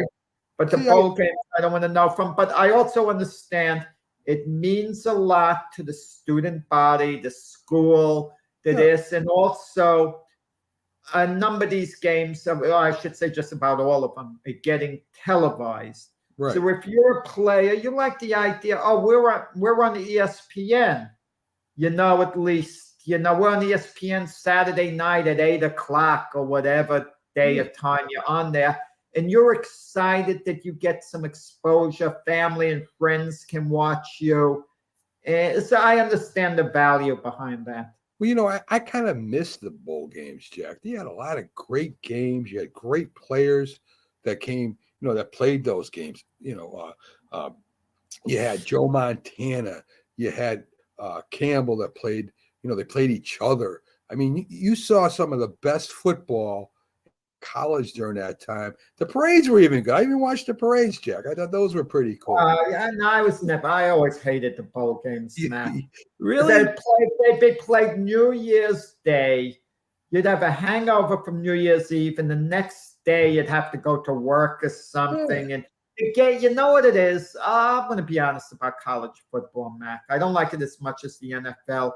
Neither. Because the games are so long and drawn out. Yes. It seems like it's lasting forever. I mean, They should compete with baseball for longevity of the games. They drive you crazy over there. In the scores, Jack, 54. Who wants to watch a 54-10 game? I don't. I don't want to watch 54-10. I mean, you're getting like 55-41 games. And, the defense, one thing about college football, when do you ever see an elite defensive struggle where the defenses rise? You want to know something? What's a great defensive game in college football? If one team wins 24-23, you're going to say, wow, the defenses were fantastic. They were lights out. Right. I mean, they moved the ball so easy in that way. Yeah, I agree. So done with the college football. Let's go to the NBA, Jack. And you know, it's pretty much the same as last year, I would say. I mean, you got Boston at 11-3, Bucks at 10-3, Atlanta, a young team, at 9-5. You have that's Cleveland, one of your teams that you said to look out for, at number 4. Washington at number 5. You've got Toronto at number 6, the Knicks, and number 7, Pacers at 8, Philly at 9, Miami. Well, first 6 in the playoffs, Mac, and then 7 through 10 are play-in, Right. tournament. Right. Could then, in 2 of those play-in tournament teams, if they advance, then they get in the playoff run of, 8 teams.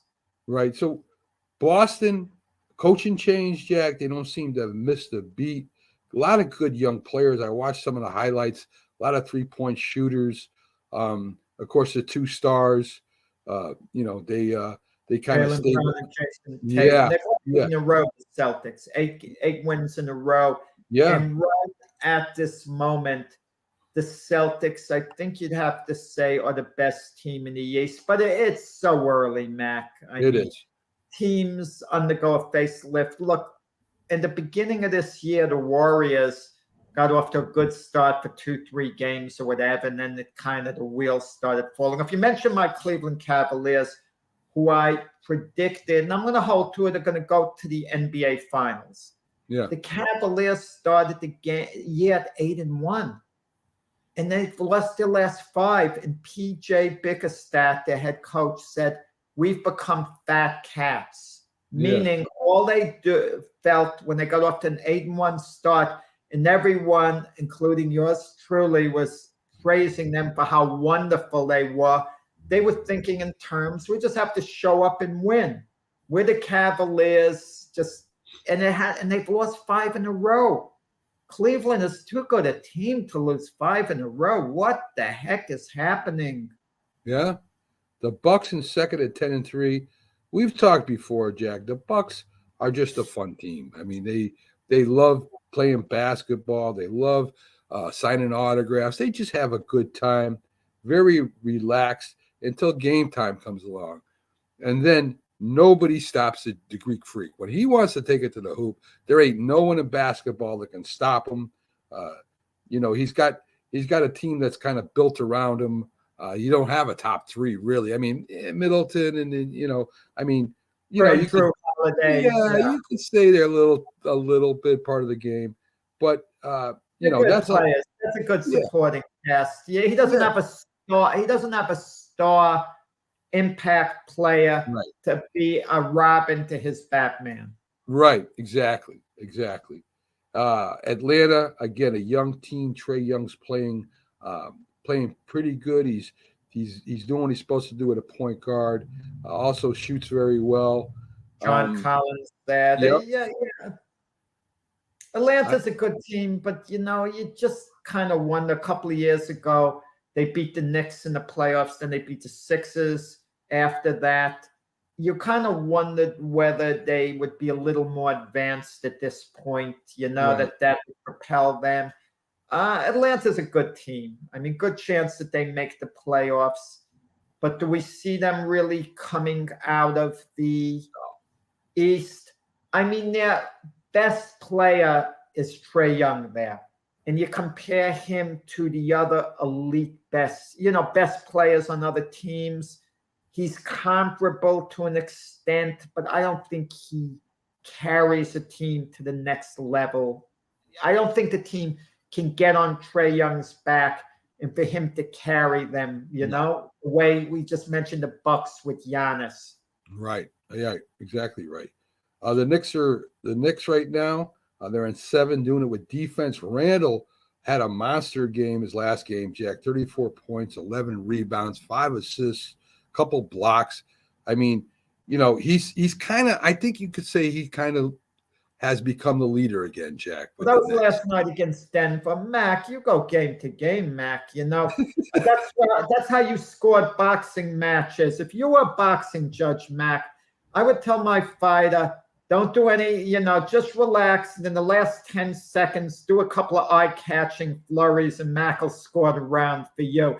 They beat the Denver Nugget team last night. Jokic was out. It's still a good win for the Knicks on the road there. Kudos to the Knicks winning that game. Randall this year has been better than he was last year. We're not sure whether he's back or not, or what the situation is going to be. Can you really play Obi Toppin with Randall? They're still looking for combinations. The Knicks are 8-7 right now.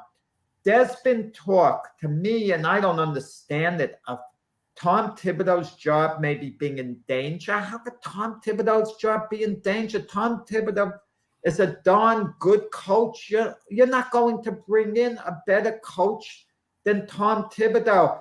Tom Thibodeau is trying to find the right combinations. The Knicks have some good players, but they can't win on talent. Right. They're not that overwhelming on talent. They've got to get the right mesh. Every team's got to get the right mesh, regardless of talent. But they don't have the impact players. And they're seeding Ivan Fournier. He's going to be sat down. I mean, this thing with Quickly, I'm getting tired of Quickly. Either play him full-time or trade him. To me, I don't think he's the answer. I'd like to see Obi Toppin play more.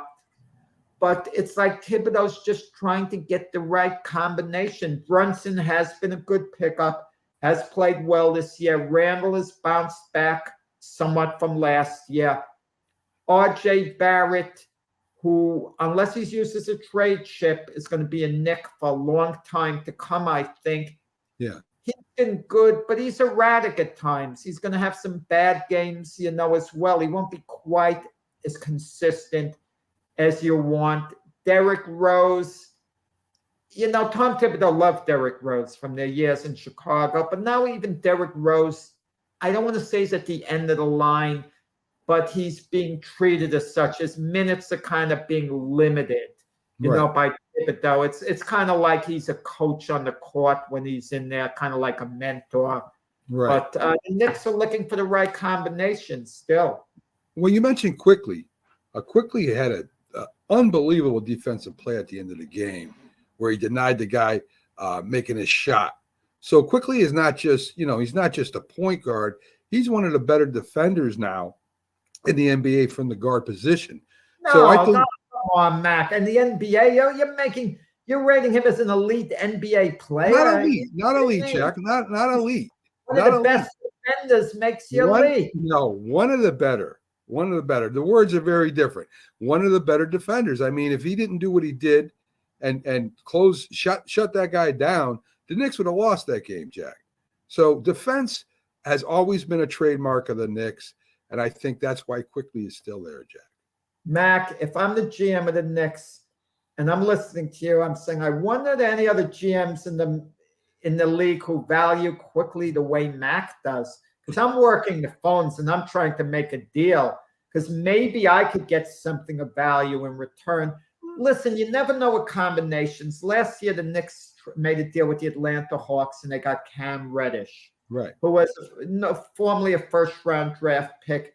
Reportedly, Thibodeau wasn't crazy about Reddish, and Reddish's minutes were kind of limited, that first year they got him. But, now he seems to be playing a little more like he's earned his way in the rotation. Yeah. You also don't know behind the scenes, Mac, how stubborn is Thibodeau? Is he so stubborn that he just has to do things his way 100% and not listen to the GM too much? You kind of wonder is there a little bit dissension there? Because with someone with Thibodeau's resume, they shouldn't be talking about firing Thibodeau. I mean, the Knicks are 8-7. How much better do you think the Knicks should be with their personnel? It's not like the Knicks are like 4-11 after 15 games in which you have to be concerned. It's not like the wheels are coming off. No, Thibodeau to me is the right coach for a young team. He knows how to, he's strong-willed. He pushes them hard. And that's, to me, that's the type of coach right now that the Knicks need. Maybe if later on, if they get some free agents with more experience and more talent, maybe then they make the change. But for right now, I think Thibodeau is just what the Knicks need. Yeah. So we go to the West. Portland at 10-4. You got the Suns at 9-5, Denver 9-5, Jazz 10-6, New Orleans 9-6, Memphis 9-6, Dallas 8-6, Kings 7-6, the Clippers at 7 and at number 9, Minnesota at number 10. I don't think the West is as strong as the East this year, Jack. I think the East has a better, definitely is a better defensive division than the West. They're high in offense. They shoot up a lot of threes. That's pretty much what their MO is. So if you were to pick one of those teams, the top 10 I just gave you, the Jazz, I don't know about. But anyway, if you're to pick one of those teams to go and win the championship, I know it's early, Jack, but who are you going to pick? I stick with my preseason picks. I don't go away from it unless it's a mess. I picked the Timberwolves over the Cavaliers in the NBA final. The Timberwolves at 7-8. They started slow. They kind of have to work out the kinks. There's certain miscommunications. I think they're going to start taking off at a certain point. They beat the Orlando Magic last night. Big deal. That's the type of game you're supposed to win on the road. Anthony Edwards in his second year there in the league. He had a big game last night. With Karl Anthony Towns there.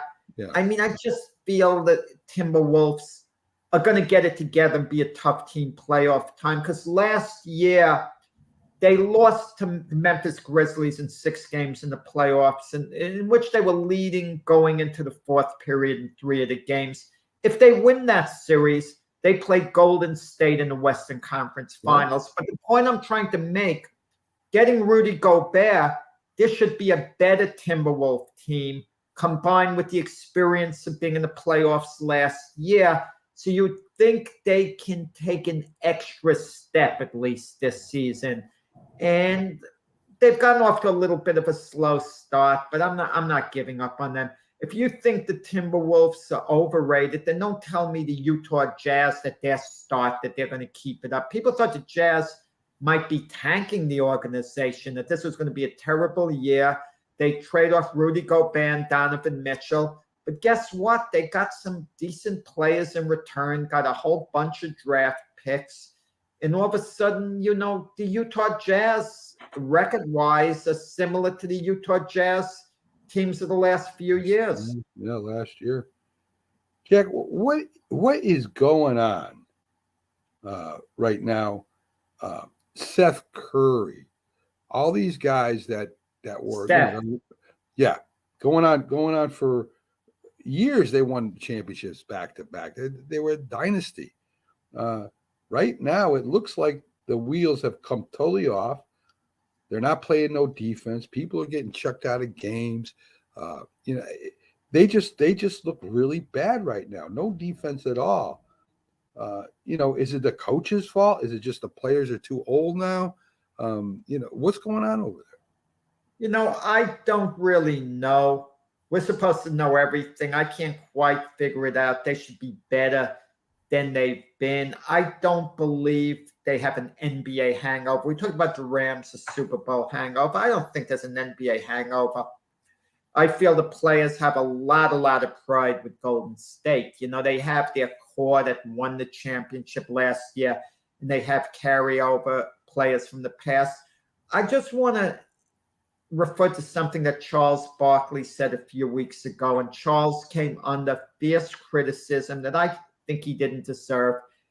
As an analyst, an NBA analyst, it's his job to call things the way he sees them, as long as he doesn't get personal. And he didn't get personal with Klay Thompson, even though Klay Thompson took it that way. Charles Barkley merely said he doesn't feel Klay Thompson is the player he once was. Right. Klay Thompson, after press conference, out of nowhere referred to what Charles Barkley said. How hurtful it was what Charles Barkley said, how hard it is to come back from the injury. We agree with Klay Thompson. It's very hard to come back from the injury, but when you're out a year and a half or so, not playing, having a type of injury he has, a lot of times you're not the same. And you're not going to tell me Klay Thompson is as good now as he was in the past. Maybe he can be it again. You never know. Maybe he gets it together and he could be that type of player.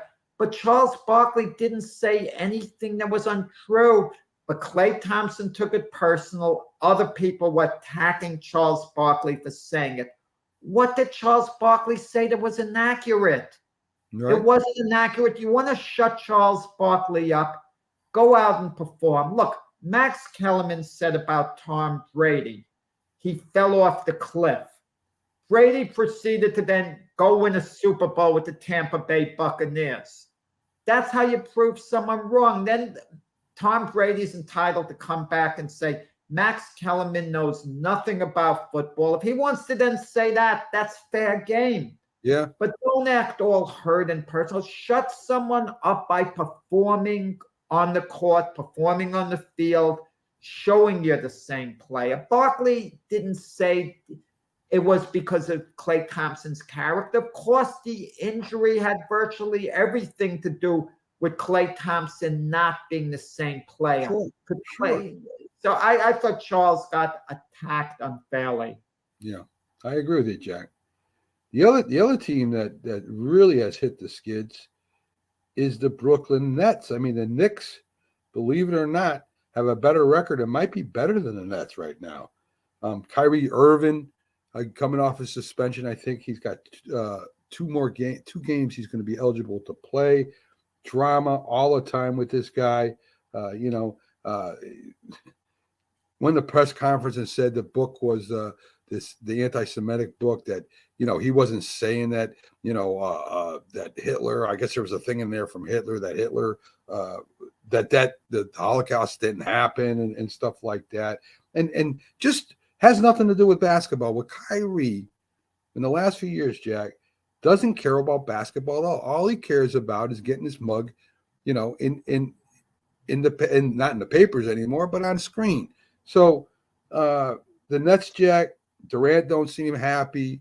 The team doesn't seem happy. The coach gets fired. Is there anything the Nets can do this year? Maybe get some other people in there to change the dynamic of the team.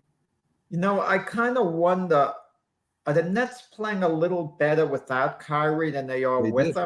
Yeah. I mean, you kind of wonder a little bit. And look, I'm not going to start trashing Kyrie right now. He made a mistake. He was flat out wrong with it. He should have come up, if he was going to come up with a statement apologizing, that I'm sure he was pressured into doing, maybe by his agents, the people around him, and maybe he was sincere with his apology and a statement. You don't act defiant for a week. Kyrie didn't get suspended immediately. It took a while. He kept doubling and tripling down and eventually made the situation worse, but it's what it is. But listen, it doesn't mean Kyrie's a bad human being. He might be a very sincere, kind-hearted human being, but that's another issue. We're talking basketball here. Right. Is he the right guy for the Nets? I think the Net organization likes Kyrie. They like Kevin Durant. You become relevant with those guys. You're in the news all the time. The Net organization seems to be more value when you talk about teams you want to hear about. The Nets are usually at the top of the list. And if you trade them for draft choices and rebuild, what's happening at Brooklyn? It becomes kind of dull for like a while. But Jack, in your opinion, is it more important to win basketball games or be in the news? I mean, isn't the whole point of playing basketball to win? But the Nets can win with those guys. I don't think they're winning any championship. Look, they made a deal when they got their big three together, Durant, Irving, and James Harden. The Nets were the favorite to win the NBA championship. And I think they would have won the NBA championship when they had those guys in their second year, because Durant was out the first year they had them. In their second year, but but Harden was out with Harden was compromised because of the hamstring injury. He wasn't the same player. He was playing hurt, and Kyrie was out injured. So again, that was their window. Their window kind of closed after that. Harden's performances started slipping. Kyrie, we had the drama again with the vaccinations. Durant's the Aaron Rodgers of the NBA. I mean, two guys who look unhappy on the job. I mean, play with some darn joy. It's the NBA. But when Durant's actually dribbling the ball and shooting, he looks happy. In all fairness to him, it's when he's not actually on the court the whole time. And Durant's not a bad guy. I mean, he strikes me as being a good guy who just wants to play ball and win. But it's not working out. But Durant's on the contract for 3 years. You don't trade to Kevin Durant unless you're going to get value for him. And what are the Nets going to get for Kyrie Irving that's of such value back? So they're going to probably live with Kyrie until the next drama comes up. Whatever it's going to be, there's going to be probably some type of drama once he's reinstated. And it's what it is. I didn't think we were going to have that, Mac. I thought he was playing for the new contract. There's going to be no controversy around Kyrie this year. That was my feeling. But there was. He just can't change, I don't think, Jack. I'd be remiss not to talk about the team over in LA. I'm not talking about the Clippers, but the Lakers. You know, they don't have the right combination there. I don't think, you know, it's sort of like with Ben Simmons and Embiid. You couldn't have them both on the floor at the same time. I feel it's the same way with LeBron and Westbrook. I think Westbrook is a mini LeBron, right? I mean, he takes it to the hoop, very physical. I've even seen him block shots. He can get up that high sometimes. Still, you know, he's a decent shot. He's got a lot of energy. I think he's still a good player, Jack. I really do. I know he's going to go in the Hall of Fame. LeBron asking to be be now. Wants to I don't think he didn't ask to be traded, LeBron. I think I read somewhere where he did. He doesn't ask. Okay, all right. But anyway, what do the Lakers do? Do they go to a rebuild, Jack? Will the Laker fans put up with another a rebuild in Los Angeles? No, you just remind them we won the NBA championship a couple of years ago. Chill out, even if we come in last place the next 2-3 years. We won you an NBA championship. That's the name of the game. Don't forget that. Lakers are going to have to rebuild at a certain point because I don't know how long LeBron's going to be there, maybe a couple of more years. Then he might go elsewhere. He's already set up his contract to become a free agent after Bronny plays 1 year, his son in college, so they could play together. And LeBron let it be known, I'll play for the league minimum to be with Bronny. So you can get me easy when I'm a free agent. You know, don't worry about the money. Well, I mean, nobody's going to turn that down, Mac.